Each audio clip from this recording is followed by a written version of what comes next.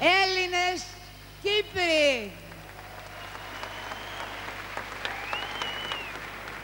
Έρχομαι σήμερα ξανά σε αυτή την πόλη που νιώθω σαν το σπίτι μου, να συναντήσω ανθρώπους που τους αγαπώ και μ' αγαπάνε. Θα μου επιτρέψετε όμως να ξεχωρίσω 3 στιγμές που σημαδεύουν τη ζωή μου και τη σχέση μου με την Αγγλία.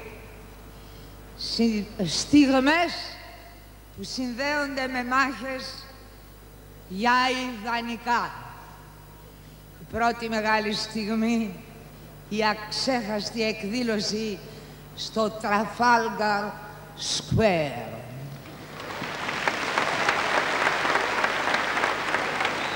Τότε η δημοκρατία, σε μια εποχή που στη χώρα μας όλα τάσκαζε η σκλαβιά και η φοβέρα.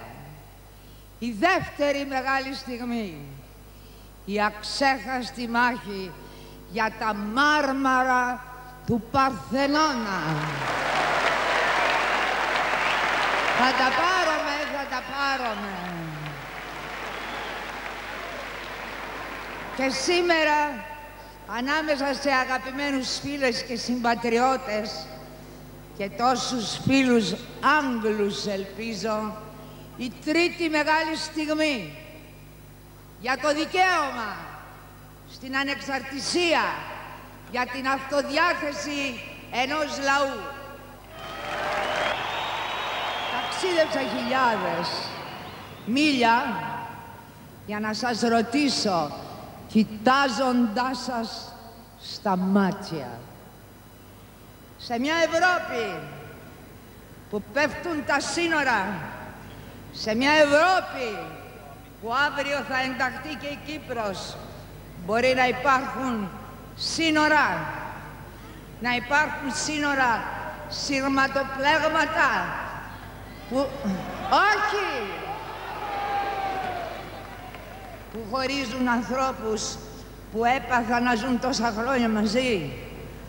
Και όμως, από το 1974, μετά την βάρβαρη εισβολή της Τουρκίας, με τον Αττήλα, η ζωή στο νησί γέμισε σειρματοπλέγματα. 18 χρόνια. Τι κάνει η διεθνής κοινότητα? Τίποτα. Τίποτα. Όχι, βγάζει ψηφίσματα χωρίς κανένα αποτέλεσμα.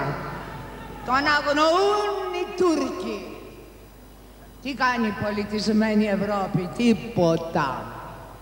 Σε μια εποχή που όλοι ισχυρίζονται ότι πρέπει τα ανθρώπινα δικαιώματα των λαών, η διεθνής νομιμότητα να επικρατήσουν παντού, πώς μπορεί να συνεχίζεται το δράμα αυτού του λαού?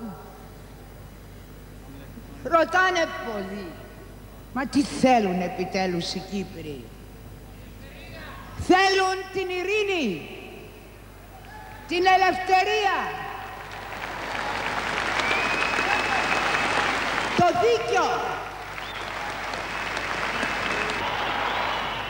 Θέλω ακόμα να σας μιλήσω για τη χώρα μου, για τις φωτιές που ανάβουν σε όλο το μήκος των συνόρων του, για τους κινδύνους που απειλούν την ασφάλεια, την ακεραιότητα και την κυριαρχία τους, για την προσπάθεια να διαστρεβλωθεί ταυτότητα και ιστορία μας όταν καπηλεύονται τη Μακεδονία στο όνομα των συγχρόνων.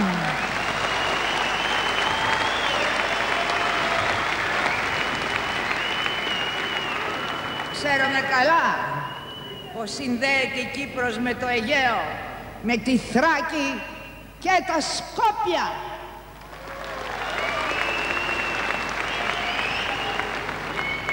Αλλά θέλω να σας πω ότι είμαστε ένας λαός που στέκεται χιλιάδες χρόνια, αντιστέκεται σε κάθε επιβουλή.